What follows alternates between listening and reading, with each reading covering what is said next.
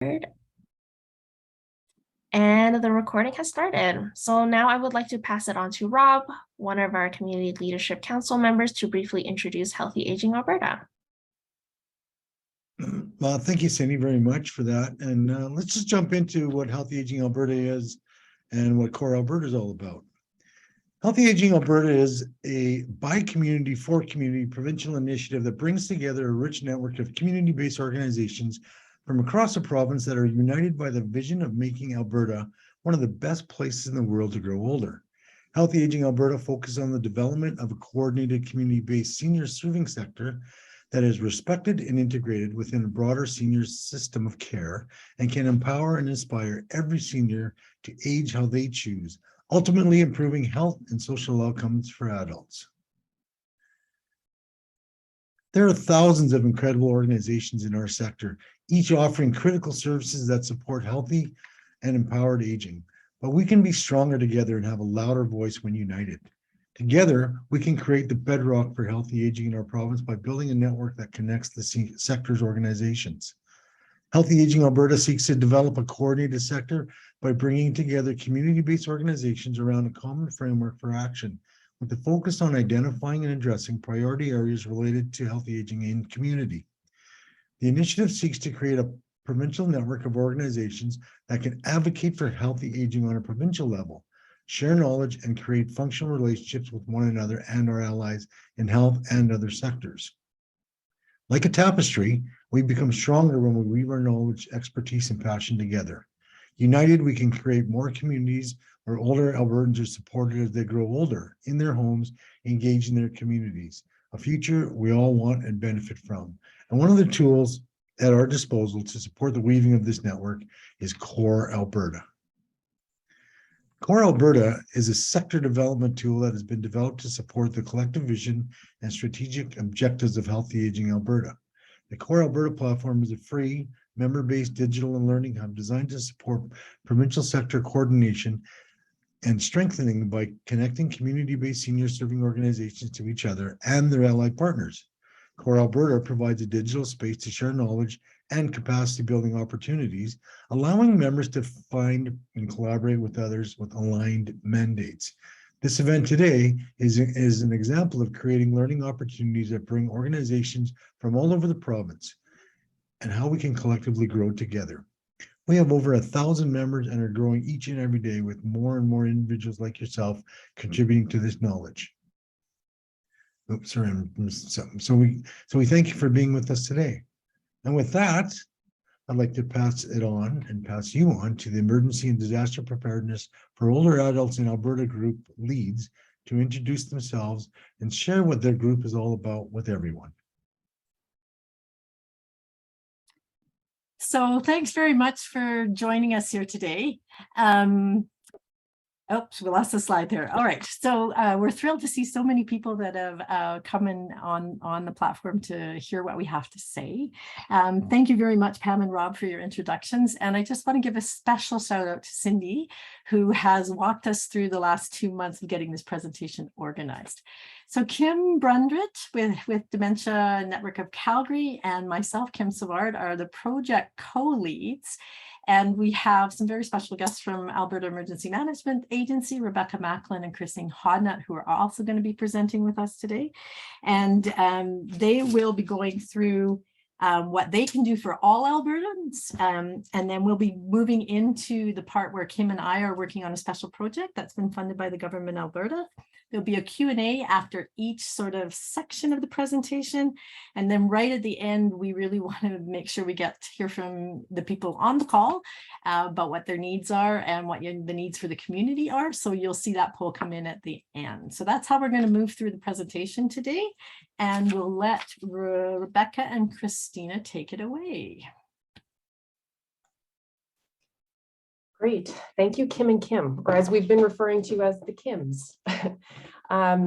Thanks, everybody, for having us here today. It is a pleasure to be speaking with you. For the next 20 minutes, Christina and I are going to talk to you about the Be Prepared program and show you how you can use this program to help build resilience within your own networks.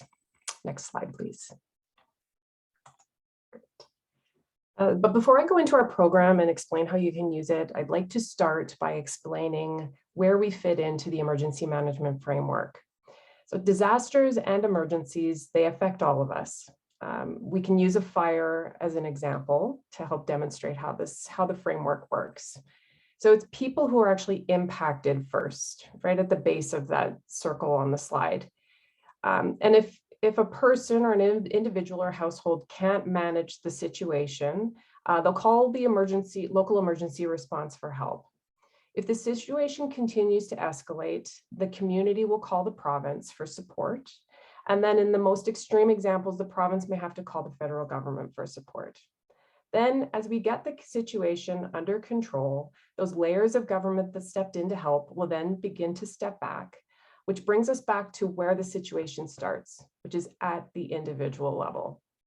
So it's the people in our communities who actually create a strong foundation for emergency management. When the people in our communities are aware of their responsibilities during an emergency and they're empowered to do more to help themselves, in extreme situations, it can save lives. But more often, it means that the responders can get the incident under control faster and pressure on social services is reduced, which allows people to get back to their lives and their work sooner. Our goal as a provincial government is to build capacity by creating programming that local organizations can use to help build resilience from the ground up. Next slide. So for those of you who may be unfamiliar, the Alberta Emergency Management Agency is an agency within municipal affairs in the government of Alberta. And we're the coordinating agency for emergency management activities and initiatives in the province. When a large event occurs in the province, AEMA helps to coordinate the response. Our organization is loosely organized around the pillars of emergency management, which is what you see on these slides. Prevention, mitigation, and preparedness is where our team spends most of our time and effort focusing. Other branches of our agency focus to help coordinate an effective response to emergencies and disasters, and also focus on recovery. You may have heard of the Provincial Operations Center, or the POC. This is the hub that our agency is responsible for coordinating, where information flows in and out of government to help with a coordinated effort. And when we're not actively facing a threat, our response branch is focused on building emergency management capacity in communities by offering training to emergency managers at the local level and managing the emergency operations system, to name just a few things that our response branch focuses on. And our recovery branch specializes in supporting communities through the recovery process to help them both prepare for recovery and then as they deal with the after effects of a large-scale disaster. You're faster at advancing slides than I am on my notes. Thank you. So as I mentioned, our team focuses on prevention and preparedness, and our goal is to create a culture of preparedness in Alberta. So the squares on this slide show you the members of our team, and I'd like for you to consider us an extension of your team, because we create the Be Prepared program for community leaders like you to use and to make your own. Our program is informed through research and by partnering with subject matter experts to ensure the materials can be a source of truth. We raise awareness with community leaders to find champions for this work so that Albertans are hearing consistent, timely, and accurate preparedness messaging from a variety of sources. And we're looking for like-minded people with a vested interest in educating the people that they serve how they can be better prepared, so that together we can strengthen the call to action and contribute to disaster risk reduction behaviors.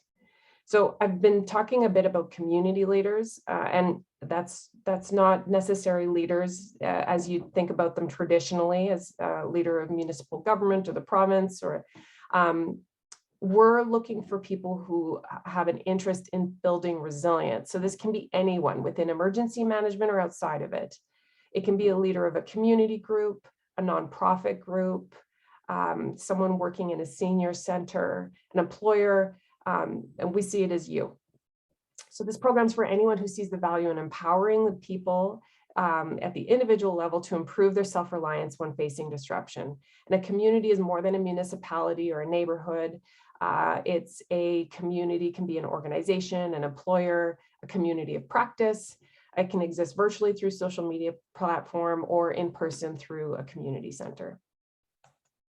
Next slide. So we know that there are many reasons why people don't or can't prepare. So to help with this, we've taken a simpler approach. And we break preparedness down into bite-sized steps. We encourage it as a habit and something that we work into our day-to-day. From our research, we know that preparedness actions cluster. So if you can get someone to take one step, then that one action often leads to more.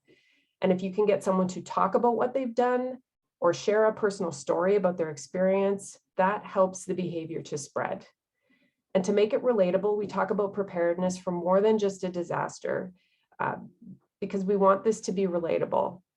Being prepared helps us get through personal emergencies, disruptions, and even just unexpected situations that happen to us all the time. Here's an example. Having bottled water is great if you have to face a large-scale disruption, but it's also really helpful if you wake up one morning and find out you have to shut off your water until you need to get a plumber in to deal with a leak. When you have stored water, you can still have your morning cup of coffee or tea while you wait for help. Those kinds of scenarios are far more relatable, and they get people thinking, and it prompts them to take action. So as a small team, we know we can't make a program that will fit the needs of everyone. So our approach is to create a foundational program that can serve as a source of truth for folks like you to take and make your own. We rely on experts for various communities to take the Be Prepared program and make it relatable for the public that you serve. So we're the experts on preparedness, and you're the experts on older adults. You know your audience best. So what we'd love to see is that you take the material that we've created and share it with your networks in a way that you know it will be most impactful to them. Next slide. To make the program more accessible, we've created an online library of public education tools and resources that you can use and adapt to fit to your audience. The library is 17 web pages full of content that can be accessed through the central hub, alberta.ca/be prepared. Many of our materials, we've got fact sheets, printable brochures, posters, for example, they can be downloaded and printed so you can share them in person. And if you serve older adults who are not fluent in English, we have materials that are translated that can help. We can drop the website address in the chat. I'll do that in a second here, but there's one page in particular that has all of our public education materials for you to reference, which Christina is going to talk to you about in a few minutes. But first, I'm going to hand it off to Christina, who's going to talk to you about the core elements of our program. Oh, well done, Christina. And with that, I'll hand it off to you. Perfect. Thank you. I'm just going to turn on my video. Okay. So if you're already familiar with traditional preparedness messaging, you will be familiar with the mantra, know the risks, make a plan, and build a kit. Through our research, we know there are other behaviors which could be considered even more important, such as strengthening connections with the people in your community, creating financial resilience, and staying informed so you're prepared to respond during times of disruption. We also encourage people to talk about preparedness. These can be very difficult conversations to have for many people, but encouraging the conversations can help remove the stigma that is often associated with being prepared for disasters. Thank you. As mentioned, the entire program can be accessed online. However, Rebecca gave you kind of that headway there. I'm going to spotlight one page in particular. We like to refer to this one page as a one-stop shop. So the Resources for Your Community webpage was developed with you in mind. These materials are created to support the work you do in preparedness within your own communities and networks. You'll find tips to follow year round, which are the core elements of the program broken down into key messages that can translate into actionable steps. The videos give preparedness tips in under 60 seconds and can be incorporated into presentations, shared on social media, or through email. They're a quick and easy hit. The checklists, fact sheets, toolkits, and infographics can be easily printed, displayed, mailed, shared as handouts. And the series of QR code posters can be displayed in public areas where people gather, say the lunchroom or maybe an elevator. They can scan the code and it takes them to one of the 60-second videos, and hopefully by the time they're down the floors, they'll have gotten a quick tip on prep. One item in particular that may interest you, though, is the toolkit dedicated to assist older adults and their caregivers with building their resilience to disruption. That can be found on our website, but it's also going to be available on the core community of practice that Kim's going to introduce shortly. I want to point out that the entirety of the program's content can be useful and valuable for many when community leaders adjust it to make it more relevant and relatable for the public that they serve. Perfect. Outside of our online resources, to encourage folks to think about making preparedness a habit, we issue a weekly preparedness message for partners to share with their own networks. You can take and copy the message that we create and put it into your own communication channel. As you can see here on the left is the original communication that we shared. And then on the right is an example of how the community adjusted the message to appeal more to their audience. Another good example is what's happening in Lethbridge, where they take our original message and they correlate it with events that have happened within their own community, make it more impactful and more relatable to residents. Normally, the message that we send is new every Friday, but we are prepared to shift the message to send timely preparedness messaging at a time when people will take notice. We watch the weather forecasts, and when we are tracking a large weather event that will impact a number of people, we'll shift the message to account for that.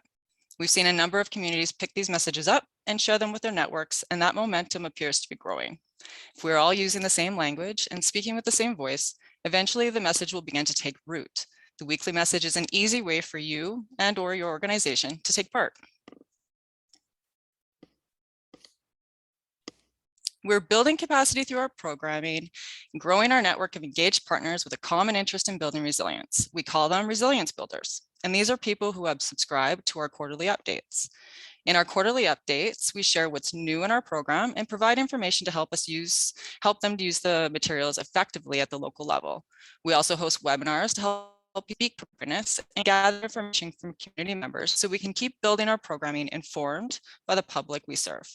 We hosted our first information session for this network back in March, and we're thrilled to see over 160 people attend, which came with encouragement for us to continue. We intend on hosting more sessions in the future, and in fact, we have one planned. It's scheduled for October 20th. And we're committed to building capacity and sharing information more broadly. So if you'd like to join this network, we will share our email at the end of the presentation so you can send us a request. Our team is also responsible for the provincial coordination of the annual Emergency Preparedness Week campaign, which is a national campaign led by Public Safety Canada. Although we focus on preparedness year-round, this 1 week of the year provides us an opportunity to spotlight emergency preparedness and pull more people into the conversation. The more of us that are talking about the benefits of preparedness, the greater an impact we can make. To encourage a aligned approach, we published an emergency preparedness week toolkit and several resources which can be found on the Emergency Preparedness Week webpage. I want to encourage you to mark next year's campaign on your calendars now. Use Emergency Preparedness Week to talk about preparedness and encourage your networks to talk about preparedness as well. Leverage this where you can.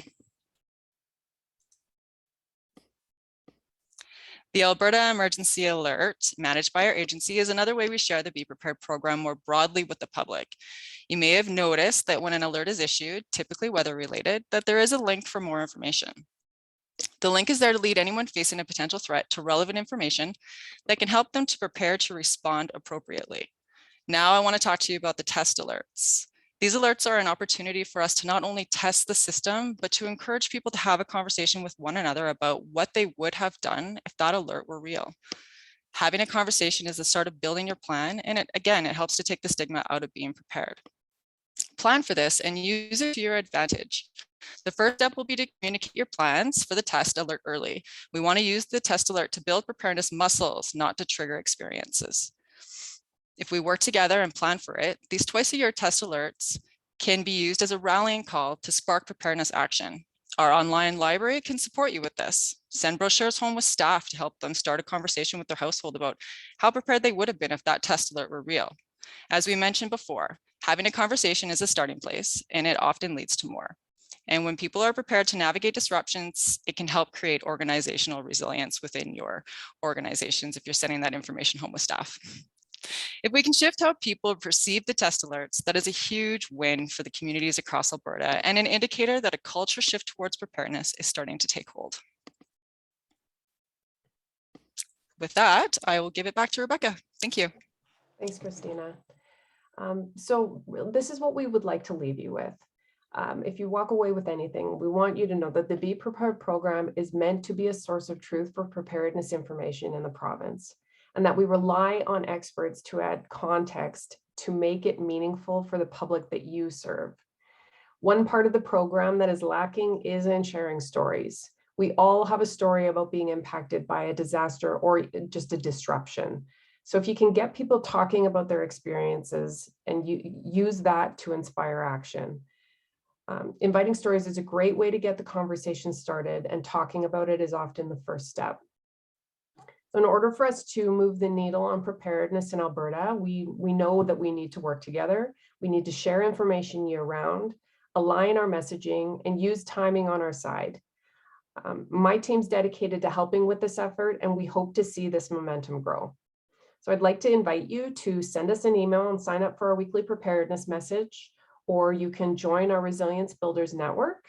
You can make plans to participate in the test of the Alberta Emergency Alert System on November 16th, and next year's Emergency Preparedness Week campaign. You can mark your calendars, plan ahead, and use the timing of those events to spark people to take action. If we work together, we can encourage a culture shift of preparedness in our province, and we'll all win in the end. So there's our email, and we'd love to hear from you. And that's it for us. I don't know if there's time for questions or if we'll wait till the end, but I'll stick around for the duration of the session, and Christina is going to have to go pretty soon, but I'm happy to take questions or comments.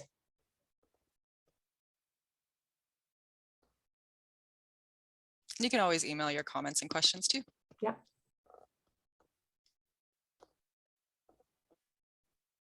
Okay, well, thanks for your time, everyone. It's been a pleasure to speak to you, and we hope to hear from you again soon. Thanks.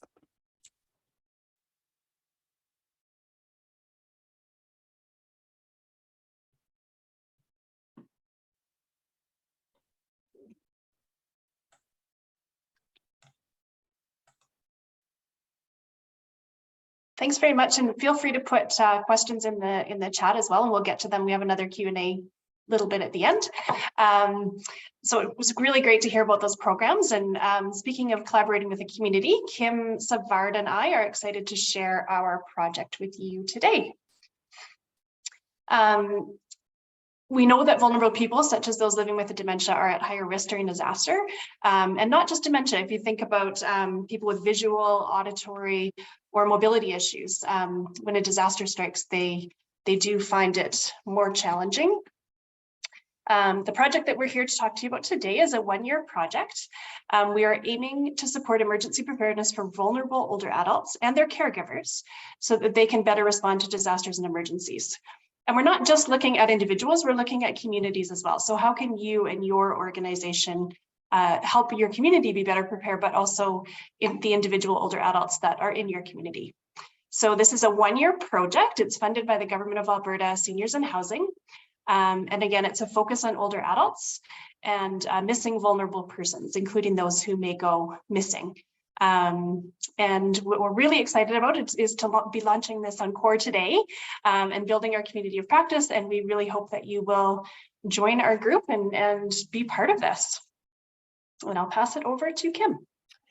All right, so thanks Rebecca and Christina for setting the stage for sort of the theory and some of the other supports that are out there across Alberta through the government. So this is kind of a bit more of a micro project around older adults.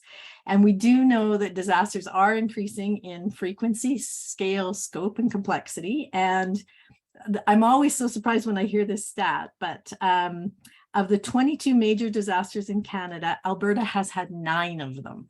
So we've learned a lot over the last few years about how to support folks in community around that, both from a preparedness and a recovery perspective.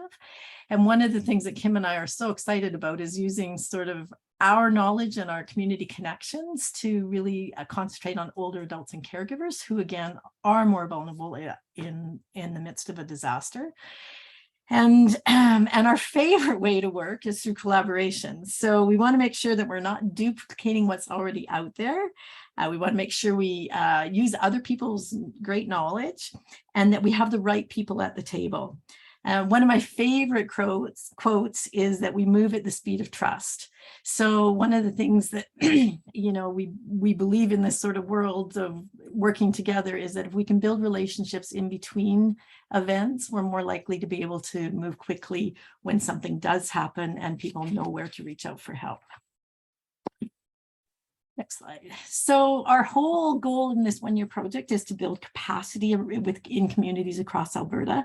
We hope that we can take what we have learned in the last 2 years on the Calgary Missing Older Adult Resource Network, some of the disaster work we've done in partnership with Alberta Health Services, particularly around the EPREP program. And we want to support communities in taking what we have learned, what we have missed, and adapting it for their own communities and their own organizations. And again, it's a one-year project, but what our intention is that we will be able to support communities to build their own capacity so that it remains sustainable once the project's over. Slide. So this is kind of our roadmap for the project. So we started in March. And we spent a lot of time what we called socializing the project. So talking to people, hearing what people needed. We have adapted the number of the resources, including the Missing Senior Resource Guide and the EPREP guide, which we'll talk about a little bit later. We have done a survey and we've connected with key stakeholders, and we're thrilled to be working again quite collaboratively with Alberta Health Services and AMA on this. We have established an advisory committee. It's a fairly informal advisory committee, but they're taking a look at the work that we're doing and providing advice and connections and identifying gaps. We're very excited to be here today for the formal launch of the community of practice on Core Alberta, and we're hoping that everybody also is very excited and will sign up to be part of the group. And then really the next phase of the project really is the kind of the core work around doing workshops and building capacity. And we've had a number of conversations in community already. So again, I'm not going to repeat all of this, but these are kind of the core activities, how we have done this project. Again, the advisory group is going. We are adapting the resource guide to the 8 most common languages in Alberta. We have taken the existing EPREP that was developed post-flood and adapted it to pay a little bit more attention to older adults, caregivers, and older adults that are at risk of going missing. Core community of practice. And one of the big things that we have spent most of our time doing is meeting with interested communities, hearing what they want, how they would like to see it be implemented in their communities. And then kind of the next big core piece will be providing EPREP workshops and EPREP Train the Trainer workshops across Alberta for communities. And we'll talk a little bit more what that could look like. So I just wanted, because we say EPREP and people are going, I have no idea what that means. So we wanted to talk just a little bit about what EPREP is. And it is really about focusing on building a culture of disaster preparedness. The program was developed after, that was my dog, by the way. So I just want to be clear if people heard that. It was developed after the floods in Calgary in partnership with Alberta Health Services and Caregiver. We recognize that we need to do a better job at preparing older adults in the event of a disaster. Since then, since the floods, we have expanded to across the province and have done over 99 workshops to over 1,500 folks with 66 trainers that have been trained across Alberta. It is a 2-hour facilitated workshop. Ideally, it's in person, and that's how we started right after the floods. But once COVID came, we did adapt the workshop to be a 2-hour virtual workshop. It's not quite the same, but it serves its purpose when we have people coming from all over. And when we're in the middle of a pandemic, that was really the only way we could reach out to folks. So we will be continuing to have both options, just depending on what the needs of the community are. The EPREP program itself has a strong practical component, and like Christy and Rebecca said, knowing the risks, having a plan and an emergency kit, but it also has a strong psychosocial component. Well, so it really works on having people develop wellness strategies, identify their stressors, and a strong section on social connection. And as we know, for lots of older adults, that social connection piece sometimes can be lacking. And so we have built in a little bit more in the older adult EPREP to spend a little bit more time on identifying those social connections. And then also with the mental wellness, just having people know what are normal reactions to an abnormal event, and then also helping them identify that maybe they need to reach out for some extra mental health support. The other thing EPREP has been used for, it's been a very strong, good recovery tool after a disaster. And we've had an experience of going up to Fort Mac a year after the fires and running the EPREP program for people to come in and get prepared for the next disaster, but also talk about their experiences and validate again that they weren't alone in experiencing some of the significant events, and talking about how they are feeling now a year after the disaster. And then the key thing we always like to say when we're doing these presentations is that it's free. So the EPREP workshop is a free program, and again, we've been doing it in partnership with Alberta Health Services, and as part of this project, we have capacity to help communities run these programs in their community.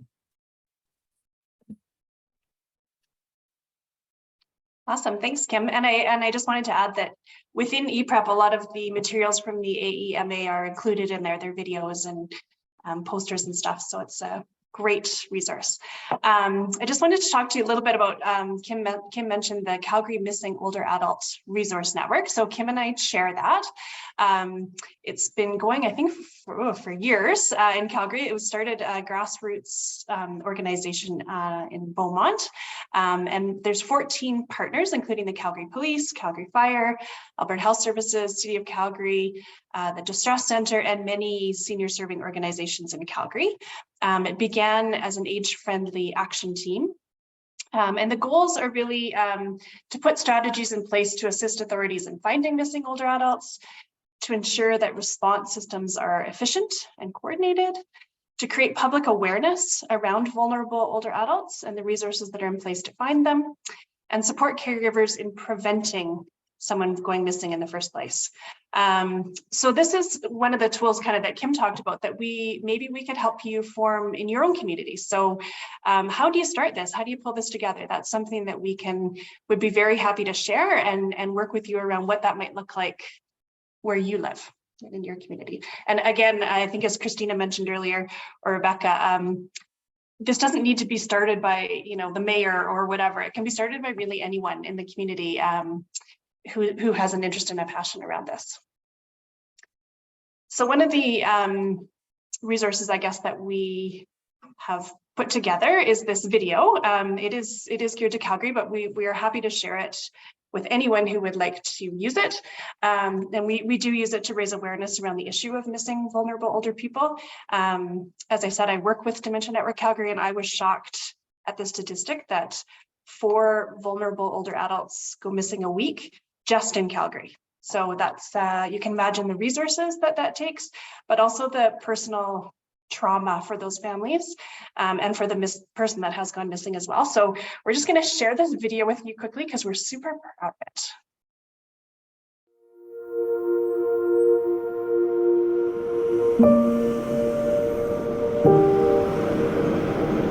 I've got myself turned around.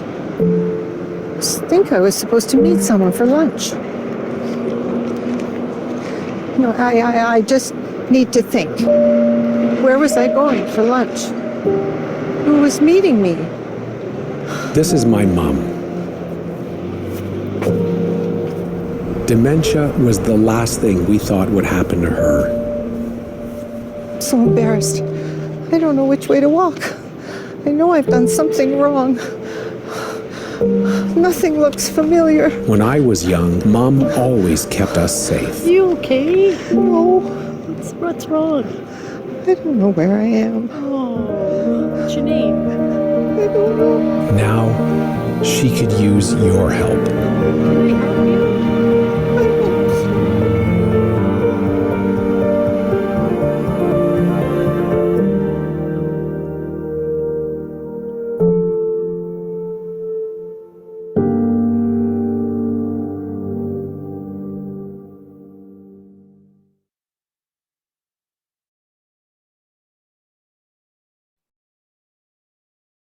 Sorry, I forgot to unmute myself there.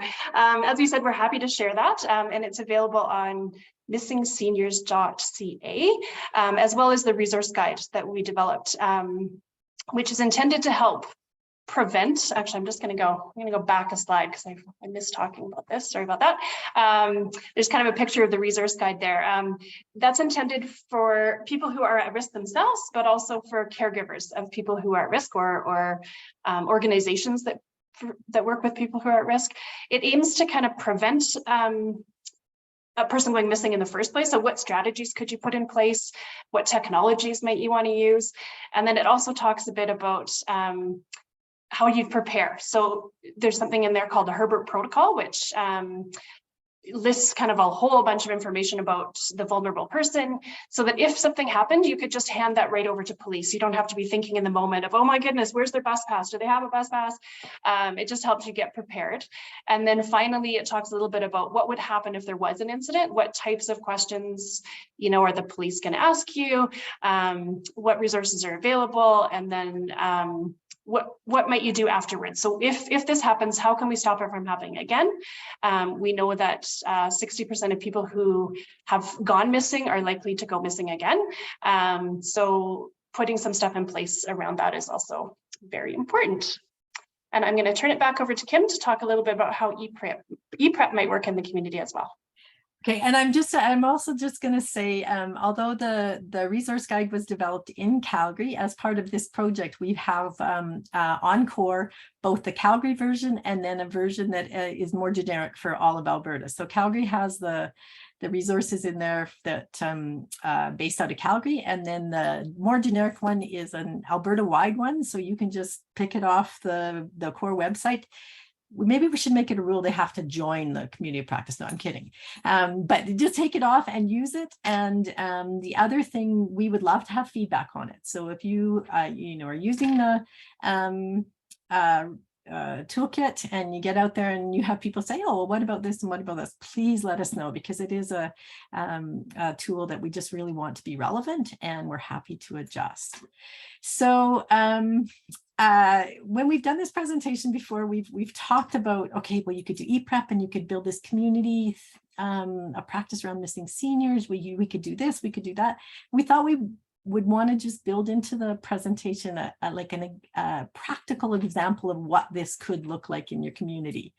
And we're building it a little bit off what's been done before in Fort Mac, and it's been done in Claresholm, and it's been done in Chestermere. Is what we do is, as trainers, that ePrep trainers, we could work with you to decide, that you want to run an ePrep in your community, and we'd help you sort of go through the checklist around the plan for the workshop, securing a location, getting the advertising out there, and always having food at events to get folks there, whether it's just cookies and coffee. It's always a good draw. And then again, this is just an example. We're happy to figure out what works best for you, but we would offer a 2-hour ePrep workshop in, say, in the morning for community facilitators. And when we say community facilitators, it can be truly anybody, people that want to get trained in this. So we've had folks that are FCSS, we've had Alberta Health Services folks that have our community facilitators. It could be volunteer leaders, whoever really wants to sort of take this on. So we offer the 2-hour workshop, and then we do a train the trainer workshop. So then just to say, okay, now that you've done the ePrep workshop itself, this is how you would facilitate it. And these are the key things that you need to remember. And then now day 2, and this is just an example, we would offer facilitation support for the community leaders or community facilitators to run their own workshops. And one of the things that we have found with ePrep, we've kind of set it up in a way that it's small group work. So it's 2 facilitators for 10 people is ideal. And the reason we do that is because some of the topics within ePrep around the stressors or mental wellness stuff, sometimes it's triggering for folks, and we want to make sure that there's enough support for people to either step out of the room and talk to somebody, or spend some time afterwards getting connected to resources in the community. So that's just an example of what we can do. And it can look a little bit different. If there's not enough trainers that are interested in a train the trainer workshop, we could look at doing a virtual one from folks from around the province. There is a lot of support, and I'll give a shout out to Alberta Health Services for their infrastructure around this. There's all the materials are available on something called Basecamp, and they're all stay updated. The registration can be supported through Basecamp, the evaluation, some of those things. We would work with you to make sure that you know how to do all of that. And then again, as we've taken the ePrep workshop, we really have adapted the original one. It's not a lot different except for the section on the older adult section and the caregiver section. And that's where we do talk more about the Missing Senior Resource Guide, and would have examples of that. There's a carer's card. And Kim, I don't know, you have a beautiful story. Do you want to share that story right now? Sure. I was working with a couple, older gentleman who was a full-time caregiver to his wife and lived in community. And he was out shoveling in the winter and fell pretty hard and actually knocked himself out, was lying on the driveway. Neighbors saw him, they called 911, ambulance came, picked him up, they knocked on the door, there was no answer, took him to hospital. And about 3 hours later, his wife, who lives with dementia, was found outside in her slippers. It was really cold, like minus 20 something, looking for him. So we looked around and found some resources and developed this little carer card, we call it, that kind of says, my name is John. I am a carer to my wife who lives with dementia or whatever else the issue is. Here are the phone numbers of 2 people who will know what to do in the case of an emergency. So if I'm incapacitated or whatever, call these 2 people and they will know what to do. So that's kind of one of the resources in that guide that we developed. Thanks, Kim. And I think those are the things that we really want to emphasize in this older adult ePrep, is what are the things that you can do as a caregiver, as an older adult, that might just be a little bit different than the regular ePrep. So we just adapted it a little bit. And again, and it is about your community, your organization, your community the best, your participants the best. And so we can figure out what makes sense. And Kim mentioned before, we'd be happy to share any of our experiences in building the Calgary Missing Older Adult Resource Network. And we've got things that you can take our terms of reference and start from there and shift them. We've had, again, 5 years of experience now sort of running this network, and we've learned lots along the way. We are thrilled to be able to have Anne McElwain as a Master Social Work student as part of our, not just this project, but some other work. And we are looking at things like follow-up interviews after a missing senior event. So, if we learn lots there and we have a bit of a template, we'd be happy to share that with you. And again, it's around building capacity and not duplicating. So that's why we are all about the sharing.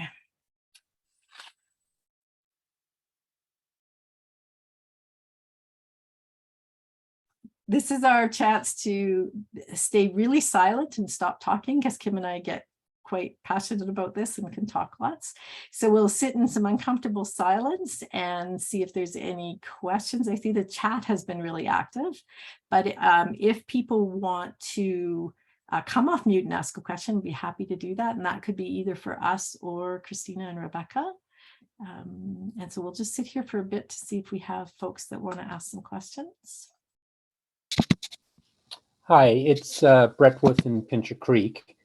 I noted that you said that you'd run a workshop in a smaller community like Clarisholm. I wonder if you could sort of illustrate how that works in smaller communities where maybe there aren't the sort of concentration of older population in any one sort of supportive structure. Sure, and I think that's something we'd have to really chat about. We've learned lots in this pandemic. It's offered lots of opportunities around technology.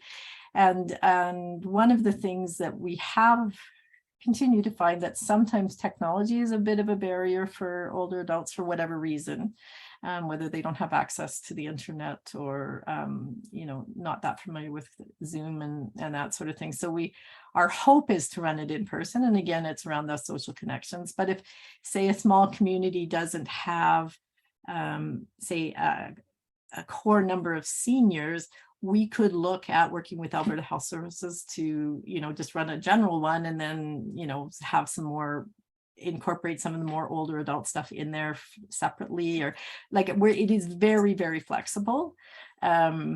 We are working with some of the folks in the North Zone with Alberta Health Services. So we are talking a lot about those smaller communities that are a little bit more remote and how could we do it. So again, it might be a individual conversation with people for a community to say what the possibilities would be. Did that answer it? It was kind of, wasn't very specific. Thank you.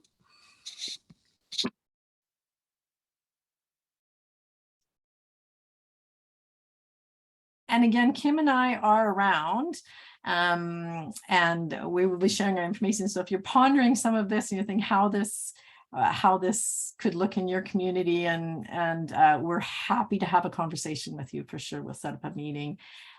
Some of the folks that we've talked to already, they're going to have us come in and talk to their interagency meeting. And just because if you don't know, if you haven't gone through ePrep or you don't know, you haven't seen the Missing Senior guys, sometimes it takes more than just somebody saying, hey, I want to bring this into your community.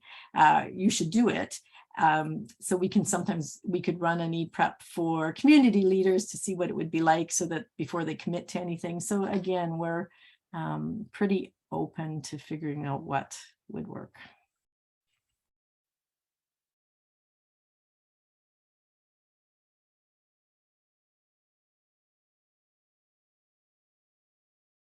Can we stop with the uncomfortable silence now? We'll go on to the next one. So some of you may have filled out our little survey that we distributed prior to this session. We had over 50 respondents. And it was just to ask kind of, where are you at in your community with disaster and emergency preparedness? So what's happening, what happens in your community if an older vulnerable person goes missing. So we had some interesting responses that weren't totally surprising to us. The vast majority of people don't have disaster emergency preparedness programs in their community designed for seniors, and most people actually didn't know of a disaster preparedness program at all. 91% of the respondents said they didn't know what would happen if a vulnerable person went missing in their community. And I think kind of good news, maybe Christina would disagree, but 45% of the people were aware of the Government of Alberta's Be Ready program. So I think that's good. And obviously it would be great if that number was 100%, but better than it could have been for sure. Oh, sorry, I just went backwards there. So given that we have an aging population in Alberta, an increasing number of people living with dementia, and an increasing number of disasters and emergencies, we really, like Kim said, we're pretty passionate about this, and we're very excited to start talking about this and to develop this community of practice on CORE. So what we really want to do now is hear from you. So we've got four or five poll questions that we would love to connect with you around and get your feedback. So some of them have kind of choose an answer, and we would love for you to supplement that answer in the chat. Expand on what you've said, or if you have something different, there's an other button, so you can click the other and then just write in the chat. So I think, Cindy, are you able to start the poll? Totally. Awesome. I'll launch the first one.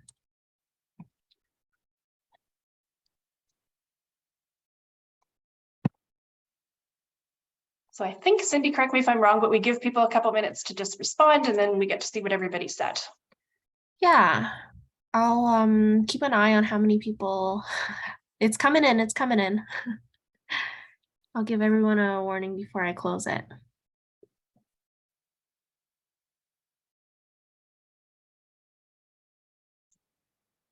This is where I should have prepared some music. Pretty music. And what we're really hoping to get out of this is to find out how you want this group on core to work. So, what would be helpful for you? What would be interesting to you?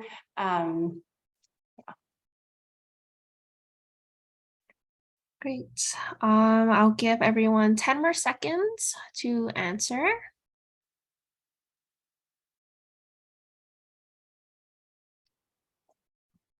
So just want to say that there was just a comment here about having multiple formats would be better, would be helpful.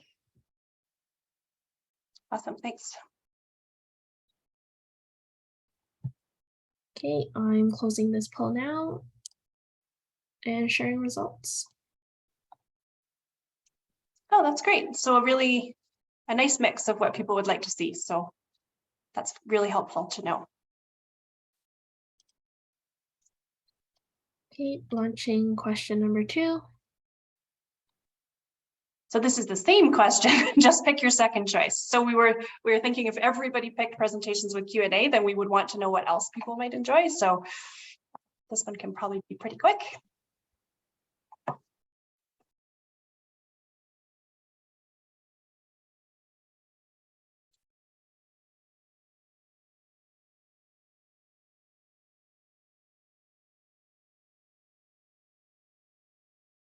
Okay, 10 more seconds before this one closes.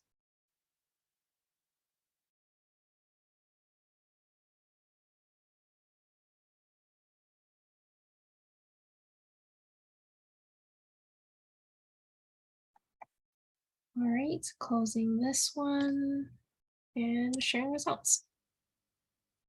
Awesome, so pretty similar. That's really great information to have. Thank you.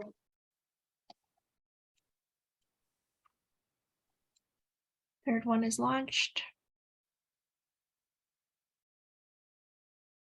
If you have any questions about what these words mean or who these groups are, feel free to come off mute and we can try to answer them as best we can.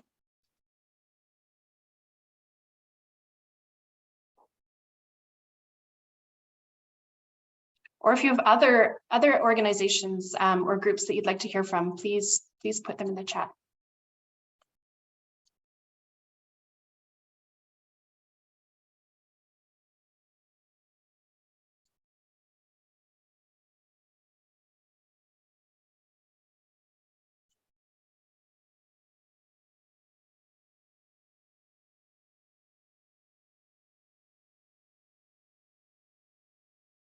Just waiting for a few more to trickle in. Okay, 10 more seconds.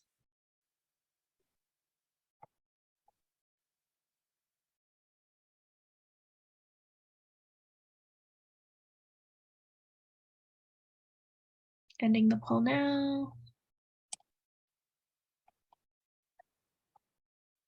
Thanks, Cindy. Well, that's interesting. So disaster management and emergency preparedness, top 2, and then some around disaster responders like search and rescue or Red Cross, and seniors, mental health, and psychological experts. That's awesome. Psychosocial, sorry. Great. That gives us something to go with. Thank you. One more question, I think. Yes.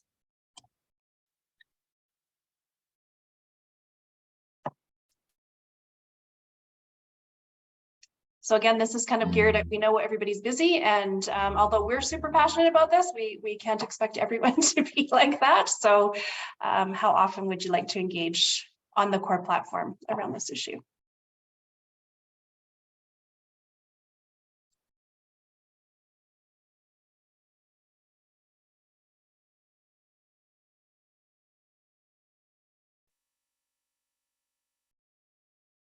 Okay, 10 more seconds.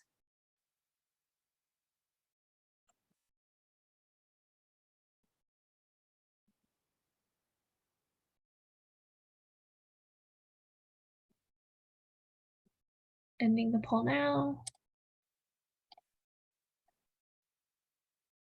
Awesome. That's really helpful. So a little, for sure, more than every 6 months, I think, majority of folks. So we will take that away and see what we can come up with. And our final question for you, which is not a poll question, so we feel free to come off mute or just put something in the chat.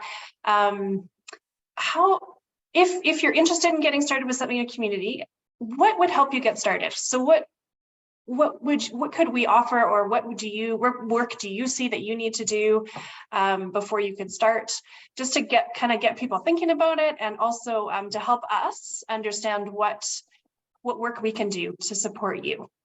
So as an example, we heard from one of the communities that we're working with, and they said, you know, what's really helpful would be to break it down into some really bite-sized pieces, because although disaster and emergency preparedness is not in our mandate, vulnerable missing seniors would be. So we want to take that bit, but not that bit. So that was really helpful information for us to know for our projects. So yeah, let's light up that chat box or come off mute and tell us what would be helpful in your community.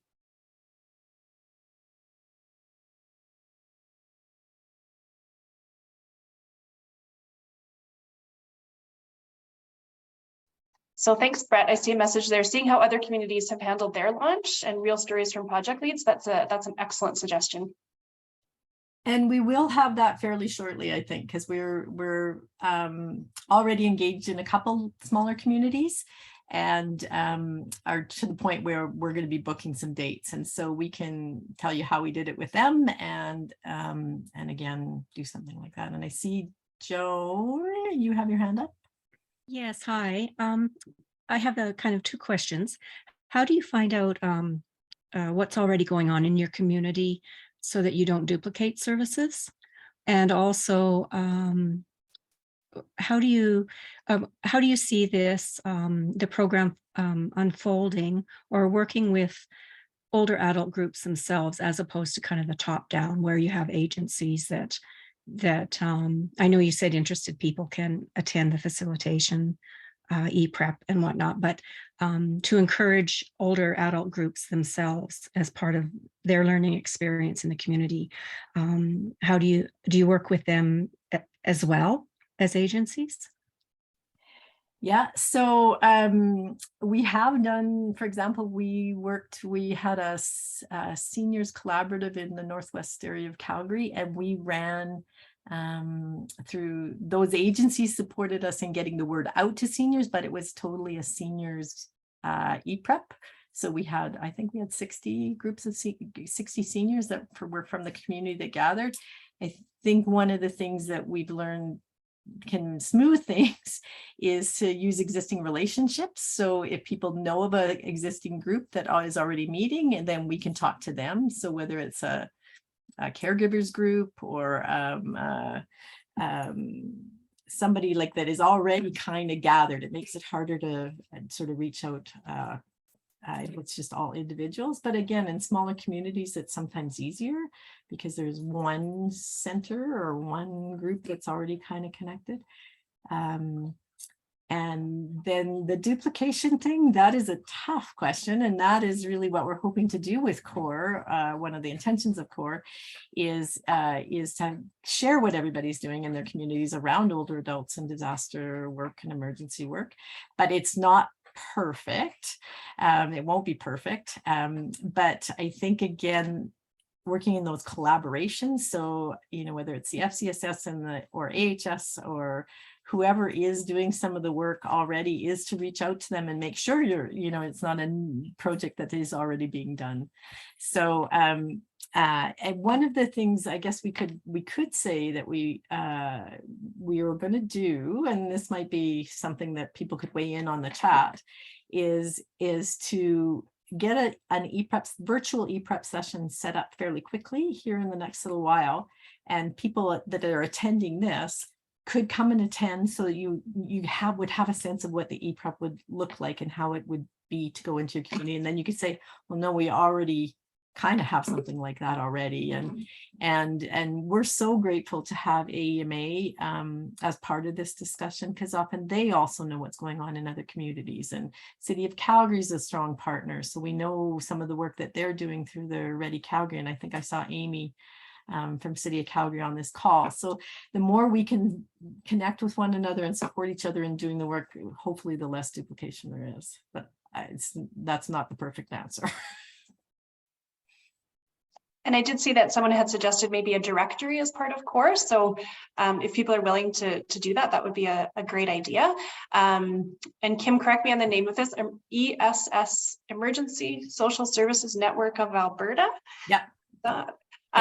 That's a group that is doing this work all across the province, but there isn't necessarily things happening in every community. So there is an overall plan of what's going to happen if this happens here, but on the ground, working with individuals and senior serving organizations, there often isn't anything happening. So it's a great idea to reach out to folks and just say, I think this is interesting, and should we meet over coffee and chat about it?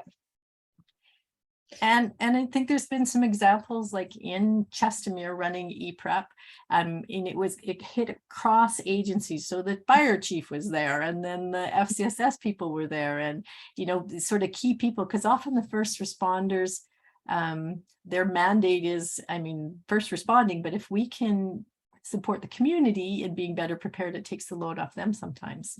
So that's a nice way to look at it too, is reach out to your emergency folks that are doing some stuff and saying, hey, we've got this program. And we had really, really good response working that way as well. Yeah, I'll just maybe share an example. We've had a great experience working with the Calgary Fire Department, which wasn't our necessarily first place to go when thinking about missing older adults in particular, but they go into seniors' homes and do the check the fire alarms, right? So that it's a great resource. They can take that booklet with them and talk to folks about, if they see maybe there's something going on. So they've become really engaged, and we're super excited to have them as a partner for the Calgary group as well. I just want to add, Kim, because that was a good lead in. Someone had asked or mentioned about having handouts for seniors, and so we do. There are checklists and tip sheets and all sorts of those documents have been developed. So those are all ready to go and can be easily adapted for different communities as well. And we do encourage people that are running the ePrep. We do have, at this stage anyway, we have lots of hard copy workbooks. And then we encourage the community that's running it to put an insert into that indicates what the resources in that community are. And Brett, yeah, okay, go ahead. I was just going to say, and let's share everything on CORE with each other. So if you've got some good stuff, let's put it on here, and maybe it can be adapted for the community, far from you or close to you or whatever. So that's really something that we're hoping to do, is share resources so that we don't have to reinvent things. And for example, that resource guide that we have for vulnerable people at risk of going missing, if you want, we can just give you the Word document part of that, and you can adapt it to your own community, or whatever works. We really want to share and not duplicate. So many good questions in the chat. So Brett, yes, absolutely. I think what we'll do is we'll meet with our team, because we have a team now, and Kathy McPhee, who is part of our team, who's just newly retired from AHS and our ePrep whiz. She's been weighing into some of these questions as well. So we do have some capacity to do some trainings on sort of a fairly quick turnaround. And what we might do is decide on a date and get it out to this group that attended, so that yes, you could come and see what ePrep's all about, because it's hard for us to say, oh, we love it, it's a great program, it'd be perfect from your community, and then for you to try to sell it without even knowing what it is. And we have worked with students. I know there are some places that I've used social work students, particularly in sort of reception centers. And then Anne's a student, so she's been doing lots of work with us around this. And I think the challenge sometimes just is training the students and keeping them and having their program be over. So, but it is a really good point. Are we missing any other questions? I just saw that suggestion there about the library. I think that's an awesome idea. It's a natural gathering place for people. It's non-threatening. Yeah, it's public space. So I think that's one of the perfect places to hold these types of conversations.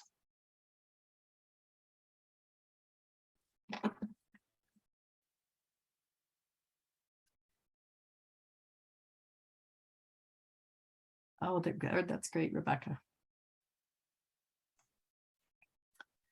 All right, so we know how busy everybody is, or again, we're so grateful that people are here today. But I do know that doing this kind of collaborative work in community takes time. So you have to sort of understand it, and then people have to go back, talk to their people, and then you got to do a presentation and stuff. So, take some time to digest what you've heard today. All our contact information here is on the screen, and we are very happy to chat individually with you and your community around what would make sense for you. We do have some experience setting up some of these workshops in smaller communities and how it has worked well, and some things we've learned along the way. And I think, we really do want to encourage everybody to join this core platform, because we're trying to populate the core platform with key resources that people can use. Red Cross has a really lovely older adult disaster preparedness guide. AMA has great resources. And HS offers some stuff. So, check out the core website. We'll try to keep it updated with the newest stuff that we see that we come across. And then Rebecca and Christina did talk about joining the Resilience Builder Network. We will get an ePrep course organized and get it out, and we'll post it on Core so that you can come and take it, and we'll get that fairly soon, so it's not hard to do that. And then let's see, yes, we're going to continue working through this project. We've got till the end of March. And so if you have ideas that you think would be helpful for us as we're trying to do this more in community, please let us know. We are not prescriptive, we're permissive, and we really want to make sure that what we do is relevant for you. It's not us coming in and saying, this is what you need to do for your community. It's like, this is what you want, and we will adapt. And again, we're very much willing to share any printed materials we have, any things that you could adapt and make it your own. All right, I think that's the end of our slides, is it not, Kim? It is. And again, just thanks so much to everyone for putting those ideas in the chat. We will absolutely take those in and do what we can with them. And thank you for attending today. And Cindy has a few more things to discuss with you. Thanks very much again. Sure. If you can just click on the next slide, or never mind, I will talk. If you can fill out our event survey, that would be great. I am leaving the link in the chat for you here. We just want to hear how your experience was today, and that'd be super helpful. Here's a screenshot of the group on Core. It's quite easy. You just need to sign up for an account. Once that goes through, you can pop on by and click the join button, and you're officially a member. So as Kim and Kim were saying, all the resources and good stuff that was discussed today will be on there. We will post a recording of this session on Core Alberta as well, and we'll send out a post-event email so you can find that your way soon. And yeah, we really want to thank you for attending and all your contributions today. Thank you so much, and we wish you a lovely rest of your day. And thanks for resharing, Kim. Sorry about that. No, it's all good. Thanks, everyone. Feel free to continue to put stuff in chat if you have anything you want to say that we missed. Have a great day. Bye. Thank you, everyone.